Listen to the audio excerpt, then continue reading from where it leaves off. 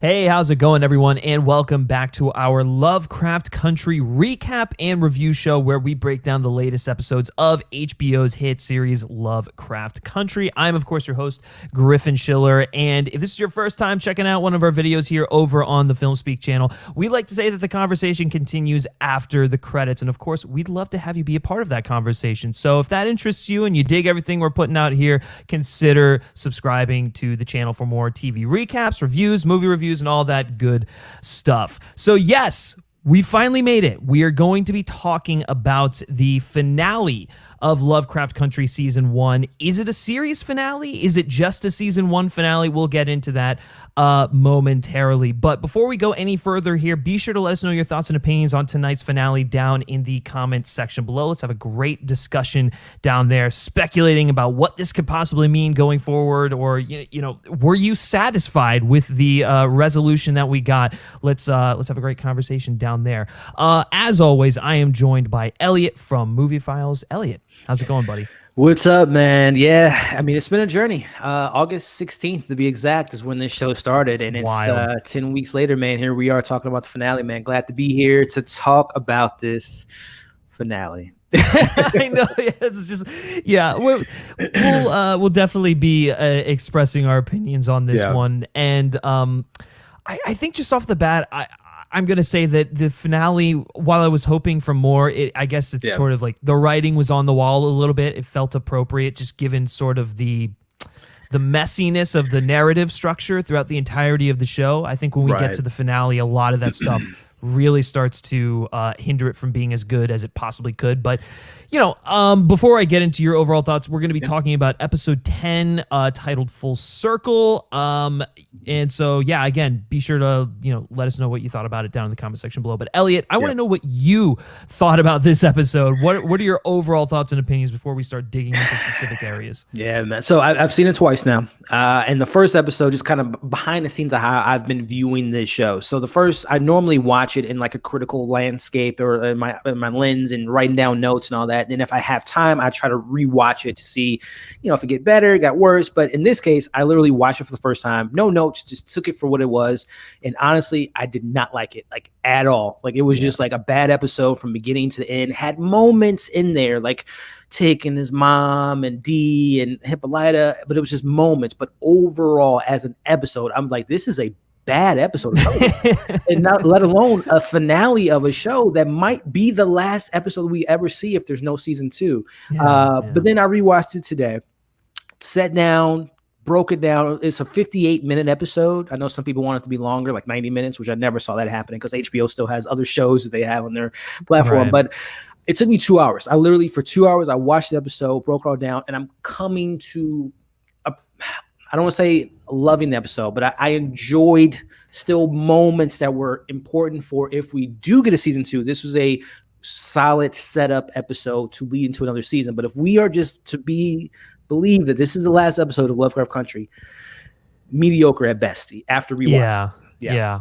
I believe I also watched it twice, and I don't know, man. I just it didn't really do much for me. Again, as I was sort of talking about at the top, I feel like a lot of the story issues, narrative issues that we've had throughout this season, just in terms of like some stuff not feeling like it's being resolved just yet, some stuff feeling like it's just being discarded and we're not going to address it at all, and then they're just saving it until the last episode and then they're going to cram it all in there.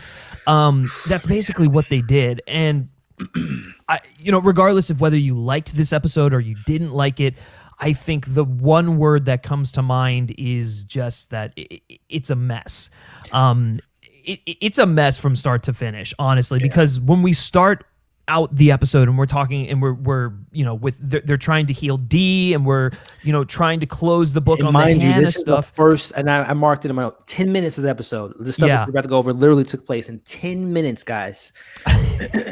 Yeah, they resolved it in 10 minutes. Yeah. Well, that was the big question. It was like, well, okay, are they going to bring back Hannah, or is that going to be something that we're going to explore in later seasons, if there are later seasons, or what's going on with that? And so that's immediately what happens like you said, in the first 10 minutes is Tick. They bring Dee back to the house, and Tick starts reading from the Book of Names with Letty, and then both of them go into this ancestral realm sort of thing, and Tick is talking to Hannah about just like what she created, about her trying to prevent magic from falling into the hands of white people, obviously, because they would steal their power from them and whatnot. And then his Tick's grandmother, or actually it'd be Montrose's or is it Montrose's grandmother or mother? No, so it was Tick's grandmother, which would make it Tick's. I'm sorry, it's Dora's grandmother, which would make it Tick's great grandmother. Great grandmother, right? Yeah, and so because her and Letty her name was Hattie, if I'm not mistaken. Hattie, yes, thank you. Yeah, so because her and Letty had that sort of interaction, when they went back to Tulsa back then, appropriately, they both, are talking about the Book of Names and stuff, and their ancestry and magic and all that stuff together.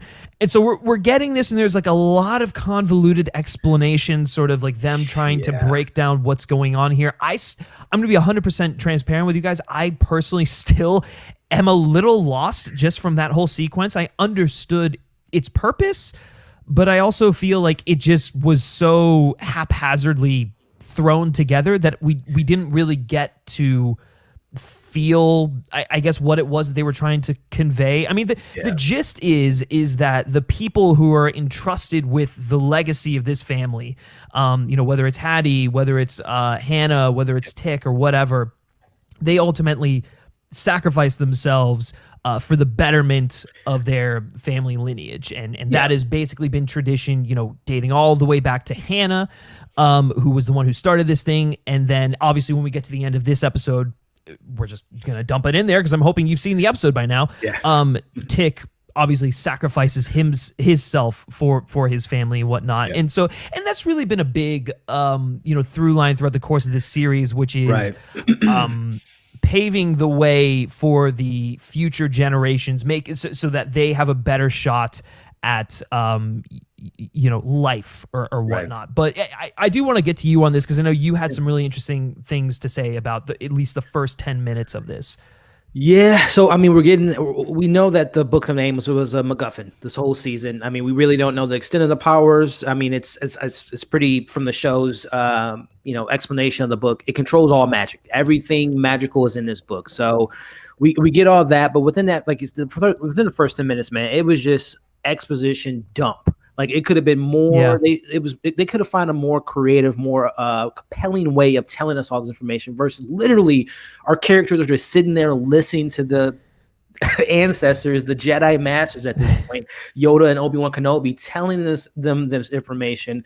We don't know the powers and the abilities of this ancestral place. We don't know who else has been there, who else has died in this family that's been there. Why has Dora died? Why is she there? We get it that she has the bloodline, so she would go there. But like, it was just mishandled for me in the first 10 minutes. And again, we don't understand the sense of time because it seems like Tick and Letty have been passed out for just minutes, but Letty was able to learn all this information from the ancestors, how to speak the language, how to do these spells.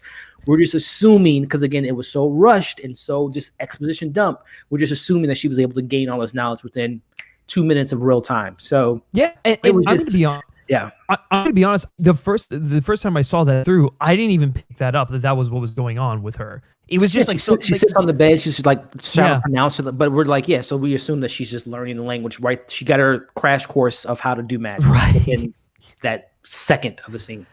Yeah, it was just really, wouldn't have been great if there was like a half of an episode dedicated to that. It just feels like it feels like it was just like so important, and then it was just sort of forgotten about throughout the season, and then they're like, oh shit, we have to cram this into this episode because it won't make sense otherwise. Yeah, and so then they do that, and it just I guess it sort of works, but there was just like it was so haphazardly done. Yeah. It's a weird case where it's like the film, or not the film, the episode doesn't really have a sense of urgency because they are sort of just like moseying around to some points, but then it also just like isn't. I don't know. They don't devote the amount of time that they need to for some of this. It's just a really weirdly stitched together episode. I guess is what I'm trying to get at here. A lot of this stuff is just, and you alluded to it too. I think we probably should have expected this because it is a very unorthodox style of television where it's an anthology. A lot of the pieces don't necessarily come together from one episode to the next. We might literally be in a tunnel with water and ghosts chasing us, and the next episode we're fighting monsters. So it is come to expect that. It is an unorthodox way of telling the story, and I guess, the last episode kept that tradition going. There's a lot of tradition going on in this show, and it kept that going in this episode. And again, to not be a Debbie Downer, I guess there were some things within that 10 minutes that was character-wise good to see. We saw Tick talking to his mom. That was we don't know beautiful. How long this was the last time, when the last time they saw each other. We are to assume that the last time he saw his mom was in the flashback with Gia, that, playing with the kite with his mom, or, we don't know when the last time they saw her. But that was a nice moment, a very interesting conversation, no less, when she says, you don't have a choice. I think we all have choices, but, he has this kind of destiny to make this sacrifice that all his other family members have done in the past. But what I did like from that scene was, and we talked about it offline, you have a little bit of Montrose in you with the the fiery nature of your heart that you have, and then you have Uncle George's integrity. So that was nice to have that moment, that closure per se of Tick seeing him talk to his mom for the first time. So there were nuggets within that rushed of the first 10 minutes that I took away from it. Yeah, I'm glad you brought that up, because that was by far the best part of those first 10 minutes was that conversation that he had with his mom, because it did bring a lot of like emotional closure to the issues that he sort of had with regarding his father, the fact that his mom wasn't around, kind of having a bit of an identity crisis, I guess you could say. And then ultimately when he's talking to her, you're right. She says, well, it was all three of us who raised you. You have pieces of all of us inside of you. And I thought that was like really, it was really beautiful. The thing that's really interesting that you brought up about the, you don't have a choice in the matter here about, having to sacrifice yourself and whatnot. Yeah. It's interesting because then he goes on to have a conversation with Gia later in the episode about having a choice about being a monster. Yeah. You can either be the hero of your story, own story, or a monster. And so it's like, I don't want to say the show contradicts itself, because I do feel that Tick had to make that decision for himself. He could not have done what he did unless he knew that, like, this is what I need to do to protect my family. But it is interesting that they sort of guilt him into doing that, right? Like, it was a little weird. Yeah, it was like the show is telling us, like, he has to die. And there's no other way. He has to die in order for us to get this impactful conclusion with this character that we know as our hero of the show, which we've talked about it before. Tick is by far, probably, I don't want to say the because he is a great actor. Jonathan Majors kills it. He's fantastic. But dude, I have maybe 4 or 5 other characters above him as far as, like, compelling nature, character arc, having more to do, but Tick, at the end of the day, he's the hero, but I still think, Montrose might have more of a character arc, Letty, even Christina to a certain extent.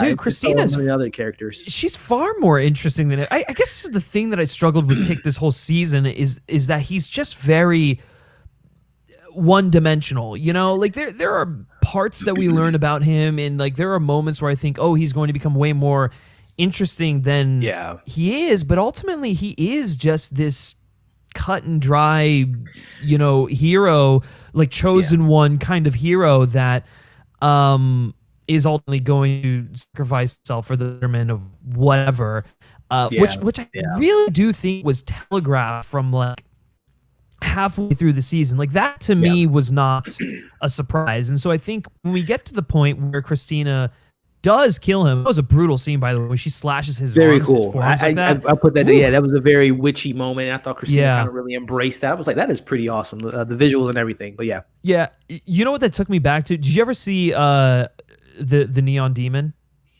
I haven't. No, but I know like the poster, and I know there's like a lot of blood and stuff. Yeah, there's So Abby Lee is actually in that film, and she plays one of the jealous models that. That's funny. that does something to an individual in there, and so it's a lot of like witchiness as well, and so it's like I kind of got circle, flashbacks right? to that. Yeah, right. Full. There you go. Yeah, but regardless, to me, his sacrifice, I was like, of course this was going to happen, and you know what? Even the show treated it like very matter of factly, right? Yes. Like it just felt like, okay, like this was going to happen. Nothing crazy is going to, like, we weren't shocked when we found out that, he's walking into a trap that, he might be able to get out of. And then we realized, oh no, he's not going to be able to get out of it. It just, to me, and I believe I messaged this to you after I finished watching it, it felt like Harry Potter in the Deathly Hallows walking to Voldemort to die. He knew it's what he had to do. He made the choice. He like convened with his ancestors, talked to everyone, made, righted the wrongs or whatever, made final amends with people before he did it. And then he did it, and then he killed him. And so where that sort of differs is that in the Deathly Hallows, there's resolution to that, right? Like obviously, yes, he gets resurrected and whatnot. He comes back to life and whatever. But like there is, even if that weren't to have happened, there is resolution. In this, he just sort of dies, and then it's just like that's it. They just sort of like leave it at that, where it's like he made the sacrifice for his family. His family can go on living. And I guess they have obtained magic, but it just felt like very anticlimactic, I guess. They should have gave us a scene going back to just kind of the setup of this character when episode 6 of him and Gia, him at the war and seeing kind of that darker side of him. If we would have saw a scene with Tick, maybe not seeing a friend of his dying in front of him, and he could have took the bullet for him, or doing something where he sacrificed himself for the greater good of his, his brothers in arms, and they would have set that up, and that could have been a moment of him like, this is my call, this is my Tony Stark moment where I can sacrifice myself for the greater good for my family, have a little bit more impact. Even a scene with his son in the future would have been nice. Him giving his dad Montrose a hug, even though Montrose is thinking that he's gonna figure it out and survive, it would have been nice to just get a little bit more of the punch. Wasn't there for me when Tick died. I felt more sad for Montrose in that moment than I did for Tick, because I think that was what Montrose said last week of sacrificing being his dad. I felt more for his dad than I actually did for Tick. So 100%, and I agree with you. The only reason that has any sort of emotional weight is because of Michael K. Williams. When he comes in and he's like, wait, I thought we had this planned. I thought, I was like, okay, we're going to die, but we're going to be able to bring him back. And then realize that they're not able to do that. And then, it all falls on the shoulders of Michael K. Williams, who really sells that moment. And I agree with you. That is the only reason that I had some sort of, that I really felt something in that moment. Like, I think Jurnee Smollett did a really good job of selling that and whatnot. But there was like so much that was going on with her individually that I sort of just got distracted from the fact that it's like, oh yeah, she's, I guess, trying to bring him back or something. Like, it was just like really confusing. It was like overstuffed there. But I agree with you. And seeing that moment where Gia sort of jumps in to try and like, save him or bring him back, and then like it does all the flashbacks of like Tick going through to everyone, baptize and teaching Dee to control the monster and stuff like that. Right. So it's like he did his final things that he needed to before he walked out there, and was killed, because he ultimately knew it's what he needed to do. But I guess the question is, and we were sort of talking about this off camera, but the question is like, do you think that there's still a possibility for Jonathan Majors to return to the character, especially given the fact that we now know that this, whenever someone can use the Book of Names to enter like this ancestral realm, and maybe he'll be there or something like that. Yeah, I can see it now. HBO, give me a call. I can see, if we do get a season 2 and it is led by Dee, maybe aged up a little bit, someone casting the role, or her at the age that she's at now, and her cousin, George Freeman, Tick and Letitia's son, being these new generation to protect this book. I can see the scene now, season finale or premiere episode. Yeah. George needs to talk to his dad. He says, Mom, I need the book to talk to Dad, get some information, and then he can go and talk to him and see his grandmother there. Because that was another thing. It's just like, I assume that Dora and that Tick is going to now be in this ancestral place, for forever. So I can definitely see them bringing back Jonathan Majors, them having like that father-son conversation. Or, the theory that we kind of talked about offline was, there's time travel involved, ladies and gentlemen. And we've established that Hippolyta has been on Earth 504. So there could be a, Avengers Endgame type of level where we got 2014 Thanos in the 2025 timeline. So we can maybe pluck another tick from another timeline to, have a return or whatever the case may be, or a secret that he had held back or whatever the case may be. So there's definitely some ways to creatively bring them back if they do come back for a season. Right. We'll talk about obviously a little bit later, but yeah. Yeah. Well, and if it's something that they're debating about, I don't know if I'd want to see him maybe for like a short moment, but it was just right. Again, he was like, I like Jonathan Majors and I think he's excellent in the role, but there were just so many other characters that I like enjoyed more and I thought actually grew as people and were explored in interesting ways, and he just wasn't one of them. And speaking of that, I feel like, while he made amends with Gia, and that was a really beautiful scene between the two of them at the bar, and it was necessary. Hashtag Gia deserves better, because she's such a great character. I love Gia, man. Dude, they fucking shafted her so hard. Yeah. They dedicated an entire episode to her. Yep. And we thought, oh yeah, she's going to come into play. It's going to be really important. She's going to try and work with Tick to try and save him from his fate or whatnot. And even if they failed, just giving her more screen time, they blew it. They really blew it. And while I'm glad that they did get that conversation though, because yes, I'm right there with you. It showed that she is part of this family now, right? Like he brought her into the fold. He's like, you lost your family and whatnot. It doesn't mean you have to be you're a monster or whatever. Right. You have people who care about you. We are these misfits of some sorts. So I did like that. That was really beautiful. And man, I'll tell you what, still, every single time that they have a scene together and they're talking and they're interacting, man. Dude, it's so much more believable than Tick and Letty. And I don't know why that is. Like I understand that Gia and Tick, it's like, yes, it's very much like the first love romance. It's like, you're looking at it with rose tinted glasses and all stuff like that. But I just feel like, I don't know. There was just way more of an intimate spark between the two of them than I felt between Letty and Tick. I don't know if I felt the same. But hey, when we talked about this weeks ago, when you brought it up, like the chemistry between those two, and I was like, no, man, Letty is always, she's number one. I don't see it, but as the weeks have gone by, and the more I rewatch the episode, so number one, episode 6 is as far as the second half goes.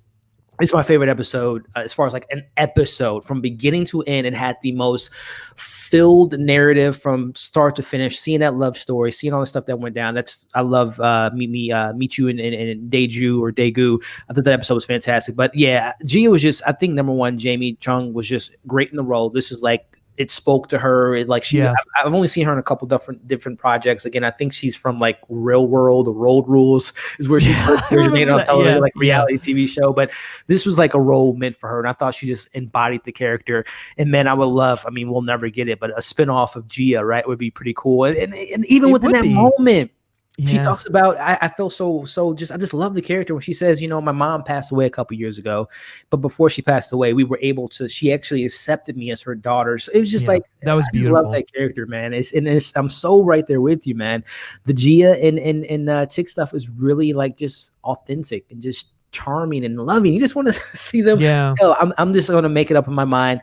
In another timeline on Earth 507, Gia and Tick are happily together. Yeah. 100%. I agree. But I am glad that they at least threw that scene in there, because that was, if they hadn't done anything, man, I think I would have been even more mad than I was. Because like she had to come into the finale somehow, right? Like she was too important of a part. 100%.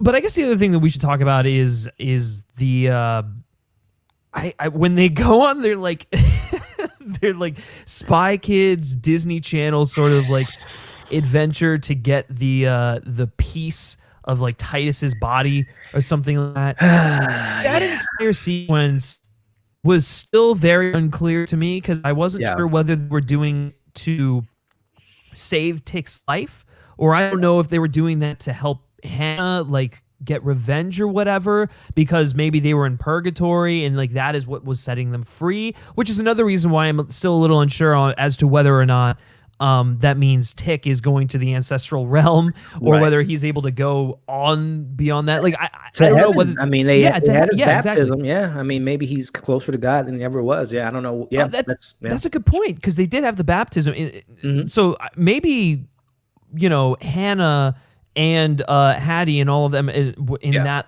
realm that they saw were just sitting in a purgatory, and it was like through killing Titus, I guess, that would let them ascend. Like that's just really confusing to me.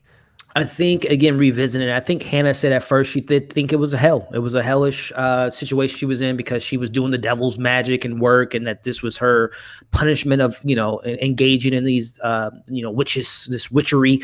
But then she realized that, no, this is a place, a safe haven of sorts, just like Letty has a safe haven for Black people to be in the home. So this was like whenever someone passes in this bloodline, this is somewhere for you to learn magic, to pass it on to the next generation. So I assume they are to be stuck there in their own kind of hell, but at the same time not a hell. But no, the scene, the way I took the Titus stuff was, when we were earlier in the episode, Tick tells Montrose the plan that they need this physical connection. We need the body of myself, Christina, and Titus in the flesh. We need some flesh from him in order for us to finish this spell. So by them summoning Titus wherever he was, dead in his own realm of sorts, they pluck him out of the realm.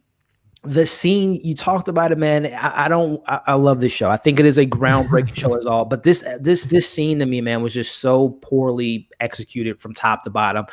I don't want to bring up the music choice because we talked about the music choice earlier in the first season, that it's just very weird. Whoever picked the songs for the show was just like, oh, this is my Spotify playlist. Play these songs. that song that they chose was horrendous. It's not good. And you see them, Tick says his little thing to his creature, and they set up the salt and everything. I just thought that, them plucking out Titus, it could have been more compelling if literally Titus was off on a loose. Like, he got out of the circle. He's this warlock. He now is on Earth in Chicago in 1955. He's killing Black people left and right.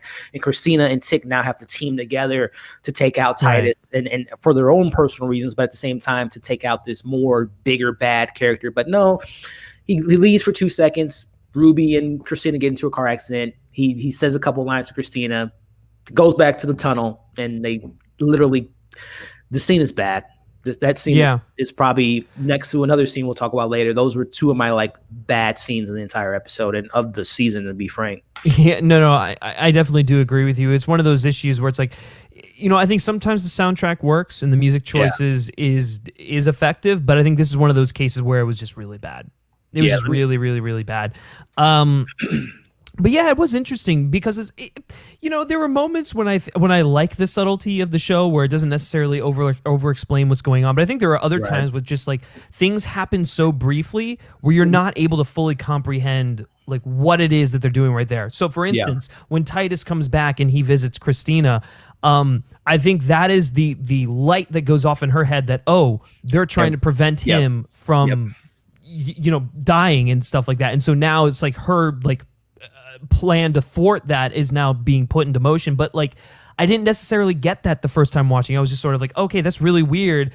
I feel like she would have a better reaction to that. She would, it was just really brief too, Yeah, it was just weird. Again, I don't know how he was able to find Christina. Again, it's magic, so I guess he was how did he just the next popped out the kin? I guess there was just a connection with their bloodline that he was able to just go to the last person of his bloodline that's still alive outside of Tick. And just the scene was just weird. It was really weird. We have no personal connection to Titus, so seeing that actor in the role felt jarring. Just who's this random actor? Right. You witch, I've been more grateful to you than any other Negro. It was just a weird scene altogether. Yeah. And then they summon, Hannah back and Hattie back and Dora. I would have loved to seen Tick again, him and his mom saying their goodbyes, or her saying to him, I'll see you soon, kid, or something of that nature. It was just weird, them summoning them back. It was just a weird scene. It was just altogether a weird scene. There could have been some other compelling way to get the Titus's skin or his flesh. Did they have to bring him back? Couldn't you just go to his like a second before he died, or how, before the fire and before he burns up in his house, they take his skin off. Like I thought they could have did so much more instead of for what they ultimately did in that song. Yeah, and it was really weird too, because he just like carves off a piece of his like nipple. It was like his chest, and it was like his nipple was right there. I'm like, what? It's such a weird thing. Cut his finger off. You can't take his ear. You can't take some of the blood off his. No, you go for his nipple. And then he ends up eating it, which is like the other really funny part of that. So he dies from that too. Like that he takes a pit. I don't know. It was just a weird scene, man. It was a weird, funky scene. Yeah, for sure. Yeah, and then like after that, we kind of go back to the fact that I guess they're sort of explaining like what's going on and what they have to do to ensure that Tick survives and yada yada yada. And then like Letty tries to get Ruby's help, which we'll touch on that in a little bit. But then Tick like says like we can't call the ancestors for help again.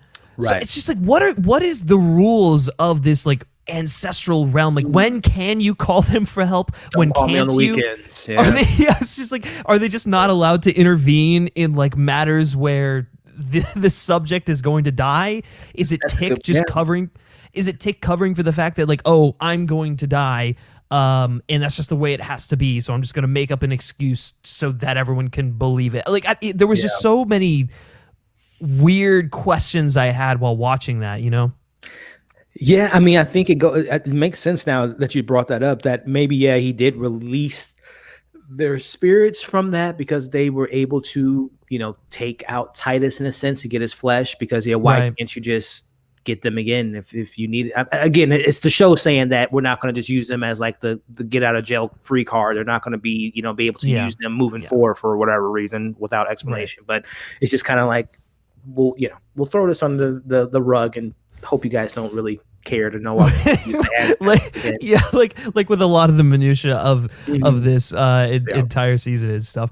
But before we go on to Letty and Ruby, I want to talk about Hippolyta and Dee, because they share an exchange that I think is really interesting, and it really points to an issue I have with a lot of the characters in this show.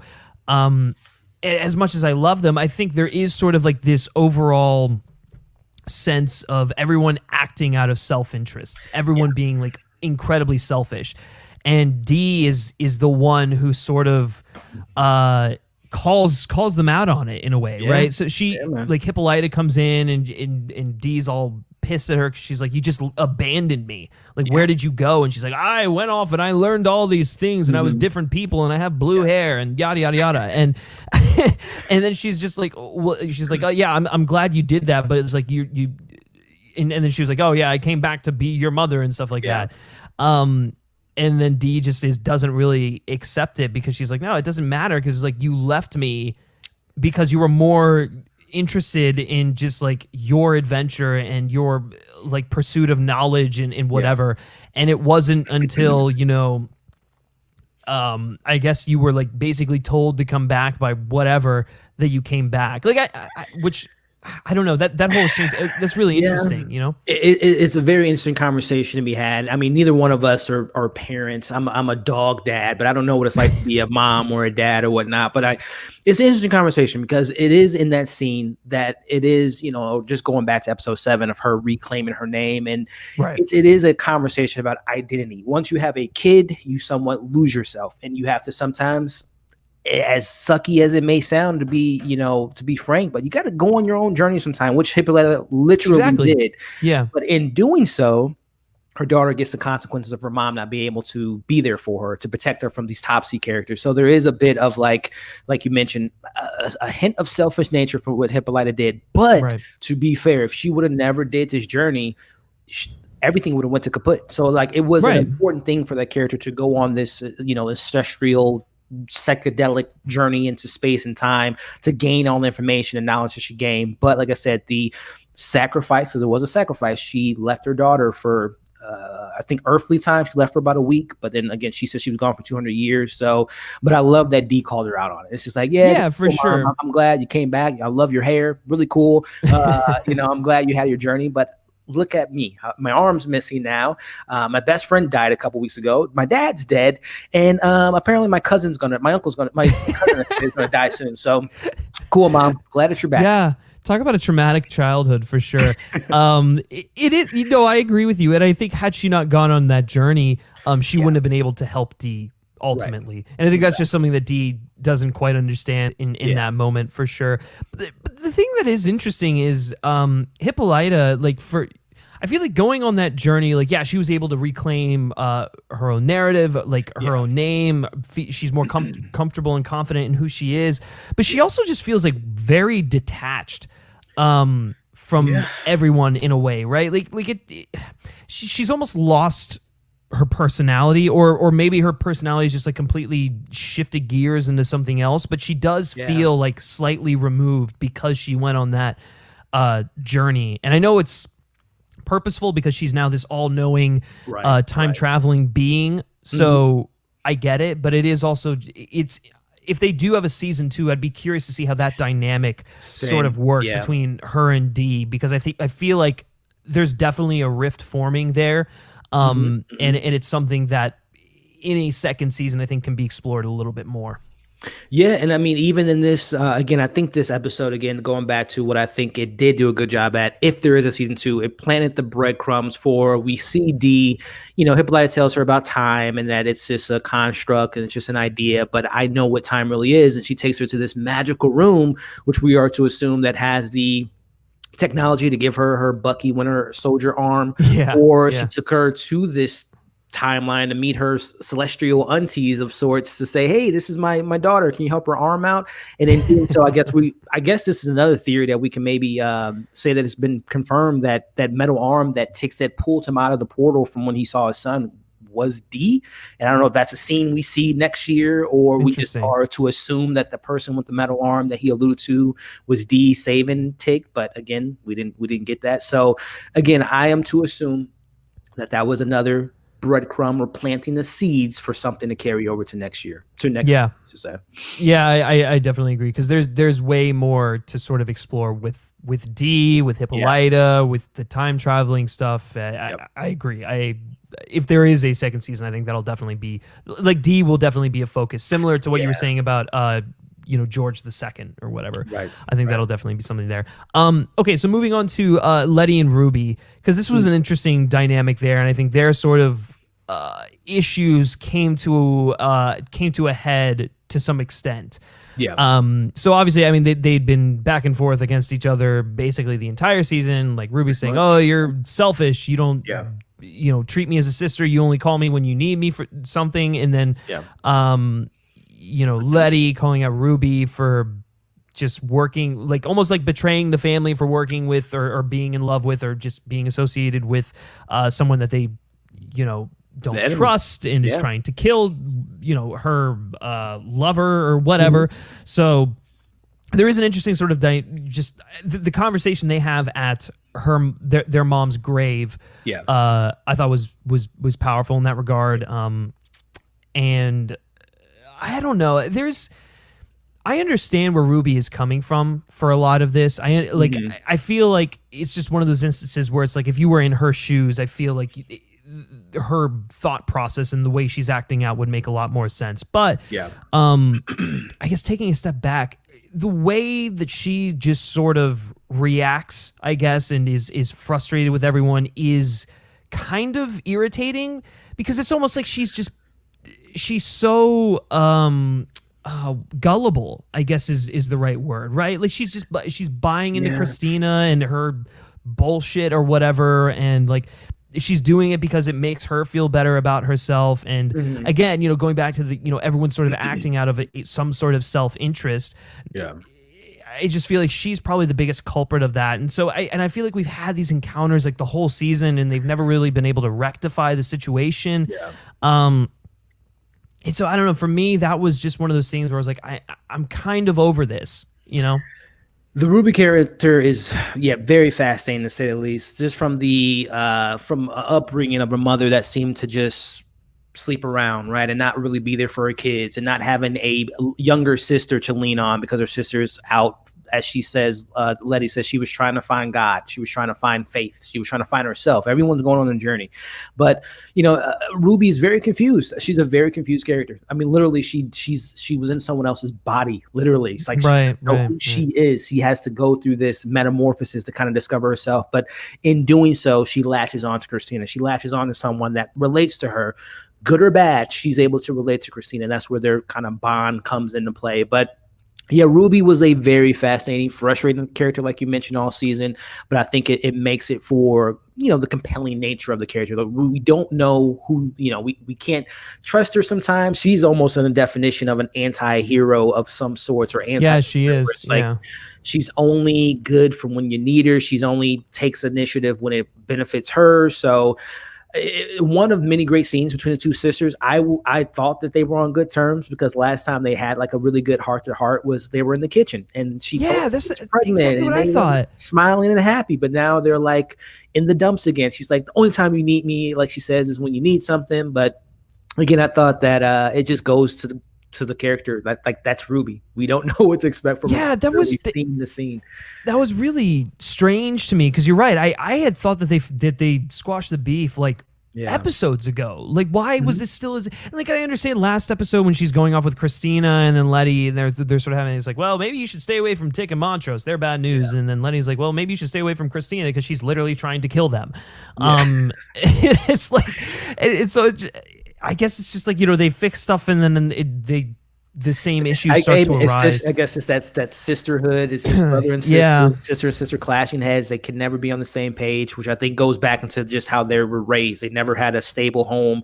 We don't know who their dads are. We never met their mom. They have a brother that lives off on his own. So it just goes to show, I guess, again, the theme of this show and the theme of this episode was family. Yeah. In that conversation, having a Vin Diesel, Fast and Furious moment, family isn't an obligation. It's about acceptance. And they seem to not have that acceptance from a very young age, from their mom to not knowing their dad and having butting heads as sister. So I think it just goes into just their family dynamic, or lack of family dynamic, as was proven throughout the season. Yeah. Well, and speaking of the family dynamic, I think one of the best scenes out of the entire season was that sequence when they're driving to Ardham in the car and they're singing Shaboom. That was so beautiful. Even though it wasn't Ruby. I was literally about to say that decision completely undercuts the emotional weight of that moment, because it's like, it's not Ruby in there, and so it's like, she was like one of the big outliers, one of the factors that like caused the rift between everyone. And it's like, oh, well, now she's doing what she knew was right. She's accepting, and I'm sorry. And then Letty is like accepting her back into the family, and they go on this journey and they're singing, and it's like, and then we find out it's Christina, and it's like, what? Yeah. And I guess the only thing that sort of remedies that is knowing that Ruby was going to carry out the task that Letty asked her to do. She was the sister that finally stepped up and did her. She didn't know she was going to die, I assume, but she sacrificed her relationship with Christina, turning on this friend, girlfriend, whatever their dynamic was. So she ultimately, at the end of the day, the questions for weeks is, can we trust Ruby to protect her sister? And ultimately, she did. She double crossed Christina. Yeah, and Christina knew it was going to happen, hence why she, I guess, put her on life support like she did with her. Right, yeah. Which I guess that's the big thing is I think you and I are in agreement on this. We don't think she's dead, but she might as well be, because she's on like that last little bit of life support. I think there's still an opportunity for her to come back, and for her, if there is a second season, and for her to be alive. But again, if this is the only season that we're going to get, it is a very unsatisfying conclusion to her arc, only because we don't get to see her. We are told what she does, but we don't actually like experience it, I guess. Yeah, they show us when Gia is connected to Christina, that we see that she's in the coma state, but we don't know. Yeah, I mean, Christina doesn't know where that house, or not Christina, but no one, Letitia doesn't know where that house is, so we're just assuming it's just going to be in that basement. I don't know. And then the other thing is, like, with Christina dead now, like, what happens to both of them? So, and again, there's that scene where the sisters are talking together, and Letty says to her, "I have one more thing to tell you." We don't know what that conversation was like, so no one knows how to. Well, I'll say this: I guess Letitia, she could know because she knows everything now from the ancestors. She might know how to conjure up this metamorphosis spell on her own. But again, we're just assuming. We don't know. So, yeah. Oh, I know. Yeah, there's, again, like I'm saying, like this is why I feel like a season 2 is almost necessary. Yeah, I agree. Just because there are still so many questions. And, we've seen shows that are based off of a single book go on to have other seasons. So yeah, exactly. And I think to my knowledge, Misha Green has more stories that she wants to tell. So that's reassuring.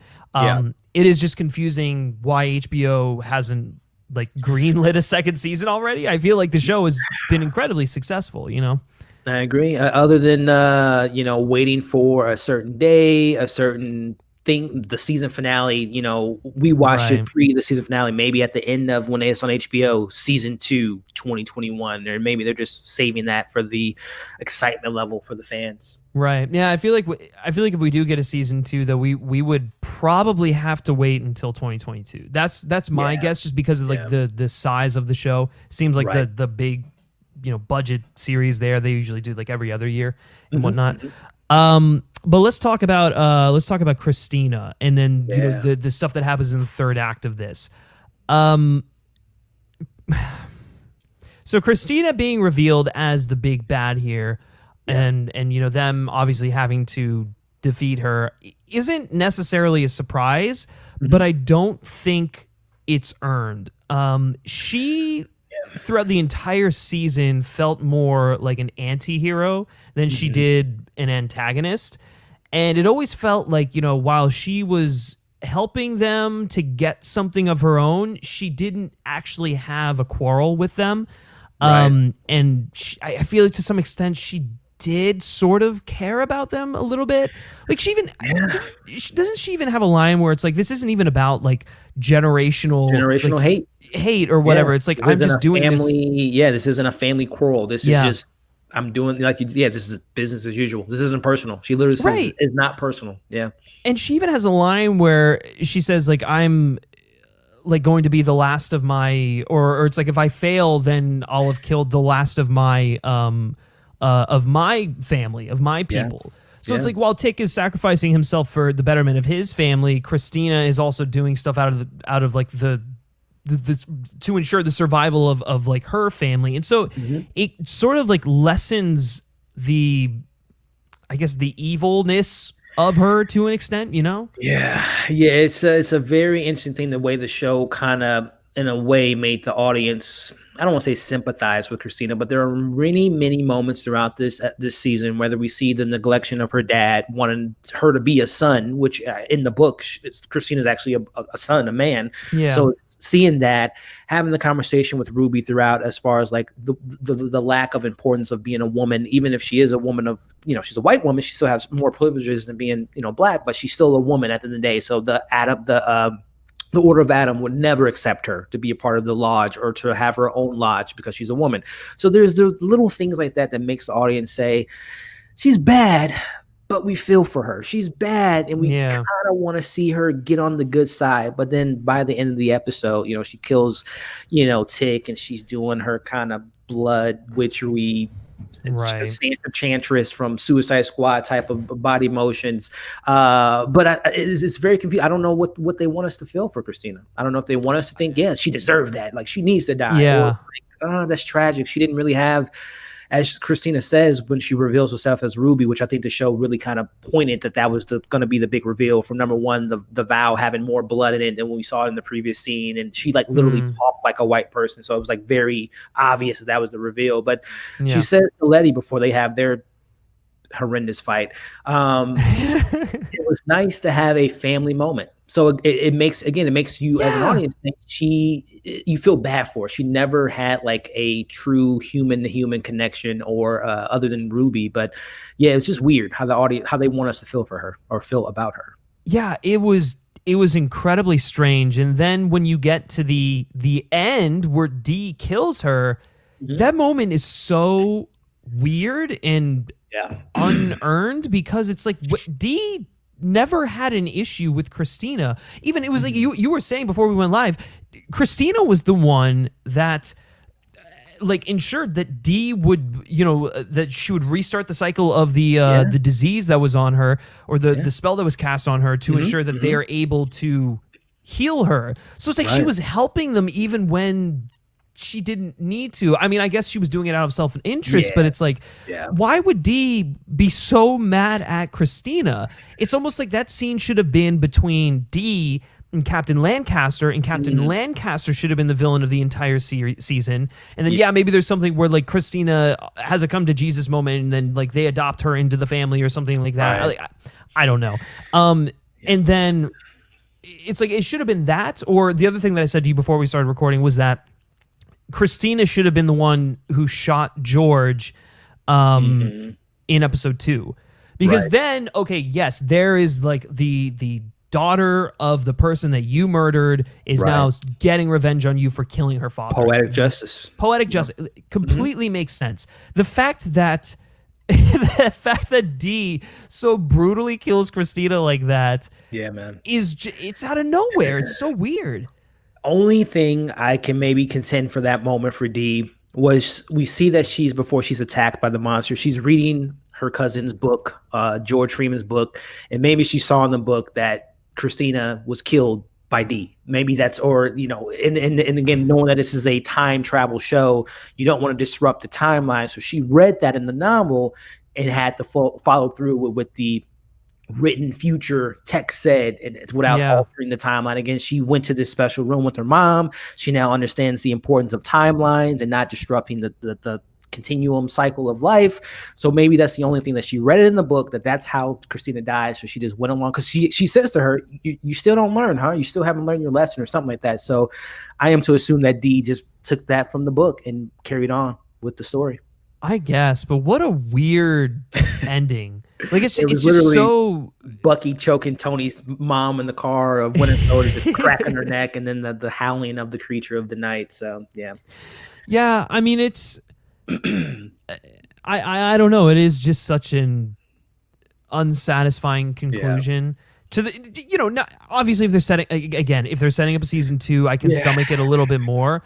But even still, it just feels like a weird note to end the season on. I guess is what I'm trying to say there, and it just is. It almost would have even played better if it was like a post-credit scene versus like an. That's exactly what it felt like. Yeah, it felt like the ending was when they were all walking off carrying Tick's body, and Tick was reading the letter to Montrose, which was beautiful, by the way. Yeah, very was. The second that was like the second chance to be. That kind of got me emotional. I'm not gonna lie, when he said, "This is your second chance to be the father you weren't to me." That was like, wow, that's some good writing there. Yeah, 100%. That was absolutely beautiful. That's what the episode should have ended on. Not this weird like encounter between Dee and Christina, two characters who have literally nothing to do with one another, only other than like one helped the other survive.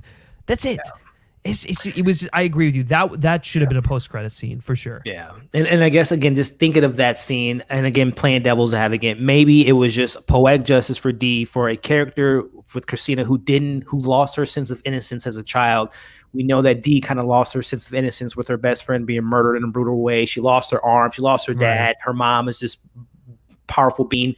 So in a sense, it's just like these two girls who have just like this really messed up childhood that was just like the continuation of just like, this is what happens when you don't have a family, I guess. So the path that Dee's on is now this blood path of just killing people. I guess that's true. Yeah, she's sort of like angsty and pissed off at the world.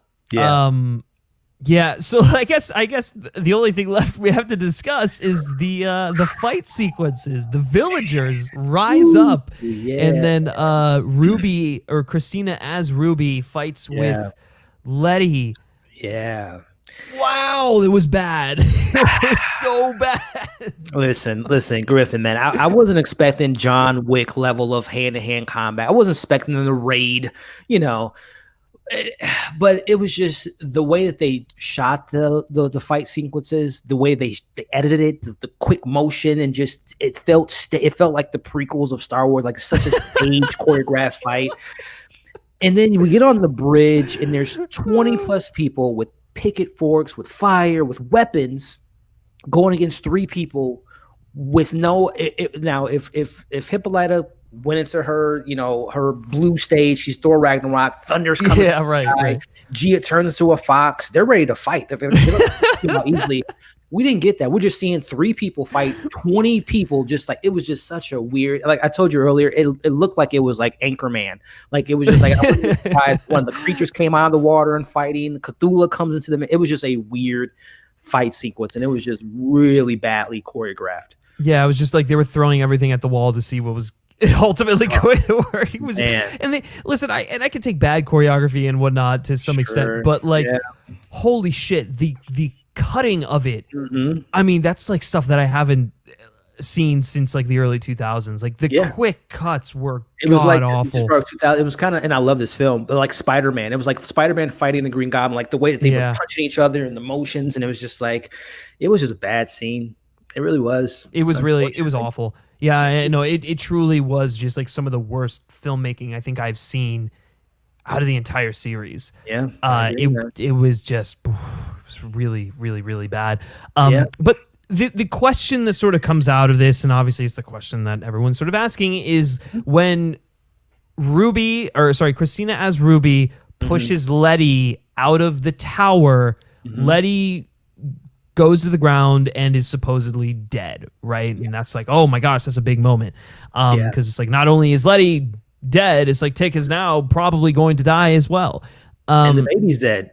And the baby's dead, right? Their legacy is dead. Mm-hmm. So then Letty sort of like is able to revive herself or something like that. Her invulnerability spell comes back. Right. And that was really a big sort of question to me, is like, how did she get that back? And I think we get answers during the flashback sequence where Gia sort of like interjects herself into the, it's the other thing I hate about how they're using Gia. She's just a plot device. Yeah, it's just much. Like, it's, hashtag even after all of that. For Gia. Yeah, Gia seriously. But yeah, so we get that, we get the flashbacks, and like, I guess to me, I guess there are 2 possibilities here, and I'll let you go with the second one. But the first one, the one that I wanted to sort of touch on, is the fact that I feel like maybe Christina restored her invulnerability spell when she pushed her out. That's really the only thing to me that makes any sense, unless your theory, which is that what is it? Letty sort of was able to learn it herself and put it onto herself, or whatever. That's the only thing that sort of makes sense to me, is that Christina was the one who did that. But then again, if Christina is the one who did that, it's just adding to the fact that she's not really the villain of this story, right? Yeah. I don't know. It does go into that to that point you just mentioned, because I think there's even evidence for that. She literally says before they fight, like, I promised your sister that I wouldn't hurt you. They fought each other. She ultimately did push her off the bridge, but she made a promise to Ruby.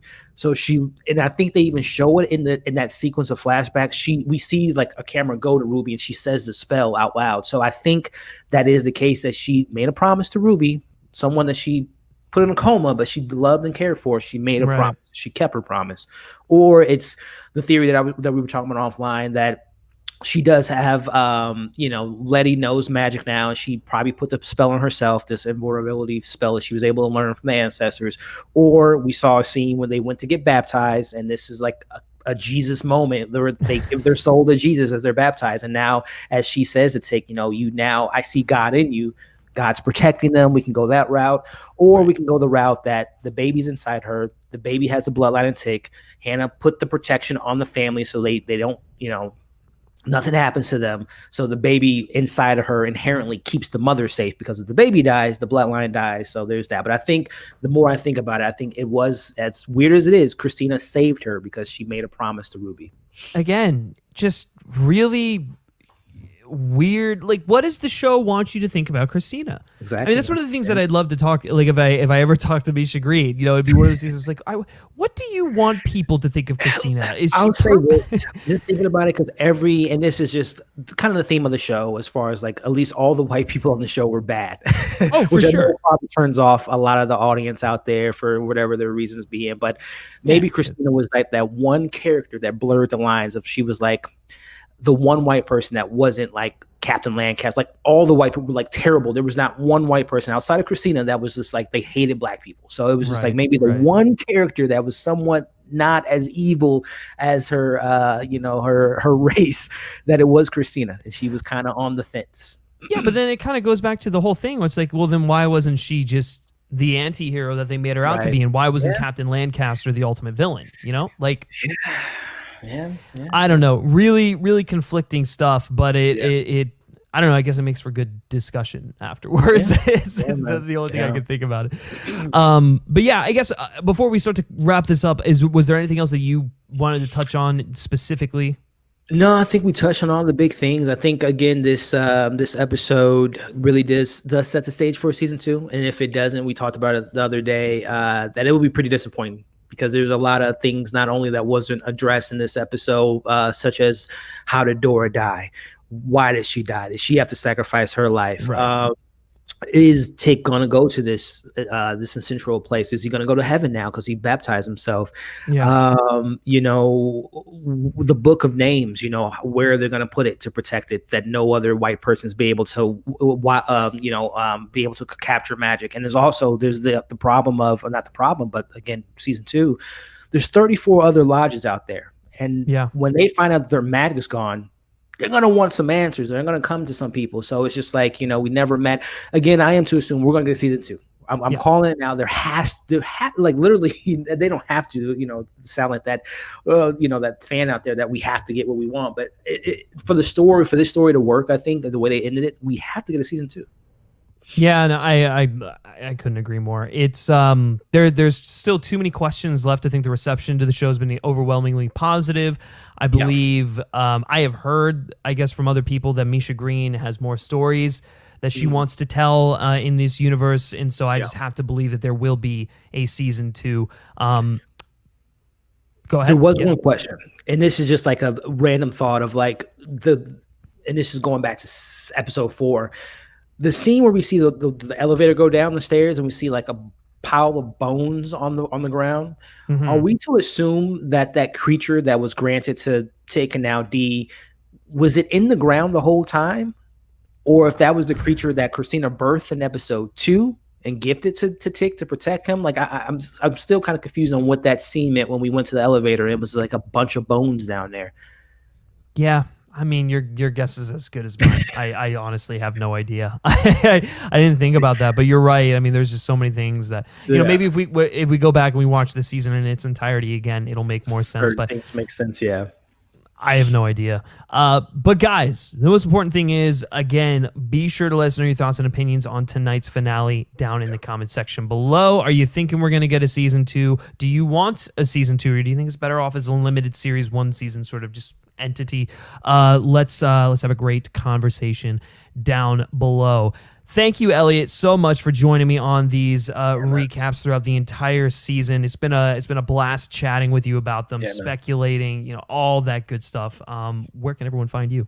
Yeah, man, and Griffin, man, it's been awesome to be on this every week, breaking it down, having some great conversations. Hopefully we get the announcements for season 2 and we can continue this conversation about the show. But it's been awesome, man. And thank you so much for allowing me to be on your platform to, have my voice being heard, man. Again, going back to just Lovecraft as a show, it's about, people being able to embrace themselves, have their voice being heard. So, and I think at the end of the day, for those that are still, that are watching this review, we didn't like the finale as a whole. It had its moments. It didn't stick the landing quite per se. But at the end of the day, Lovecraft Country is a groundbreaking show, something that we've never seen, with people of color being in front of the camera, behind the camera, predominantly black cast on the HBO platform. So at the end of the day, Misha Green didn't stick the landing per se, but I'm excited to see hopefully a season 2.